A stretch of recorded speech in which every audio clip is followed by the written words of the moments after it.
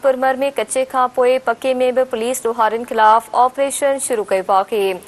सांझड़ो बोसार में पीरबरी में ऑपरेशन दौरान ॾोहारियुनि जे थाकनि खे बाहि ॾिनी वई।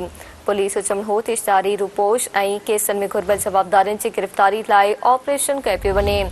अवां खे ख़बर ॾियूं पिया खानपुर मर में कच्चे खां पोइ पके में भी पुलिस ॾोहारियुनि खिलाफ़ ऑपरेशन शुरू कयो आहे।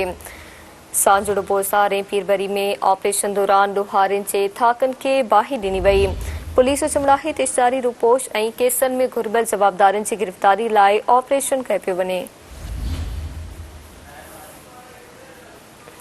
तफ़सील मालूम कंदासीं सिंध टीवी न्यूज़ रिपोर्टर साहिल काज़ी खान जी। साहिल आगाह कजो।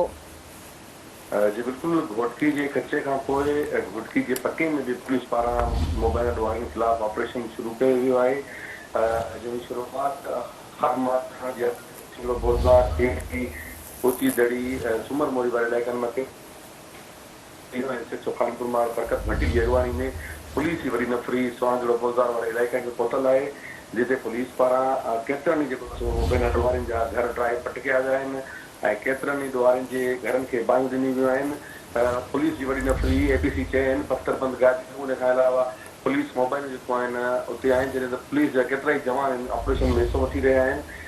पुलिस पारां उन इलाइक़े में वार्निंग ॾिनी वई आहे, अल्टीमेटम ॾिनो वियो आहे ॾोहारियुनि खे जेके मुख़्तलिफ़ केसनि में रूपोश आहिनि जवाबदार ऐं ॾोहारियुनि खे इहो अल्टीमेटम ॾिनो वियो आहे त उन्हनि फौरी तौर ते पुलिस सां पेश कनि, ॿी सूरत में हुनजे ख़िलाफ़ भरपूर कार्रवाई कई वेंदी। जॾहिं त पुलिस पारां इहो पिणु जेको आहे पैगाम ॾिनो वियो आहे त जेके सहूलियतकार आहिनि ॾोहारियुनि जा, जेके चोरी जो माल थम कंदा था, जेके चोरी जो सामान रखनि था, चौपायो माल रखनि था, हथियार रखनि था, ॾोहारियुनि खे पनाह ॾियनि था, उन्हनि खिलाफ़ बि भरपूर कार्रवाई कई वेंदी। इन वारे सां SHO खानपुर मां बरकत भट्टी